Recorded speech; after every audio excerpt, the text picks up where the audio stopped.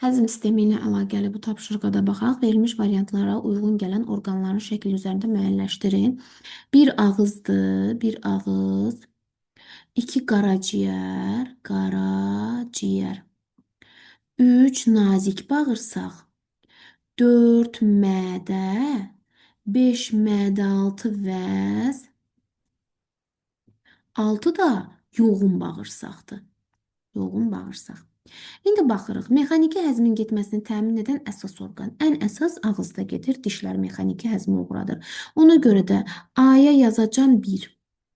Öd hazırlayan orqan qaraciyərdir. Yəni 2. Su, duz, vitaminlərin sorulduğu orqan. Yoğun bağırsaqda su, duz, vitaminlər sorulur. 6.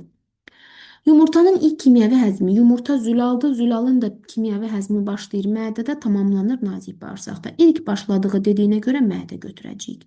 Həzmə xidmət edən, eyni zamanda hormon hazırlayan qarışıq sekresiya vəzimiz olan mədə-altı vəzdir. Əksər maddələrin sorulduğu orqan, əksər maddələr qana sorulur nazik bağırsaqdan, yəni 3-dən. Bunlara da diqqət edirik. Ola bilər ki, suallar şəklində bizə düşsün.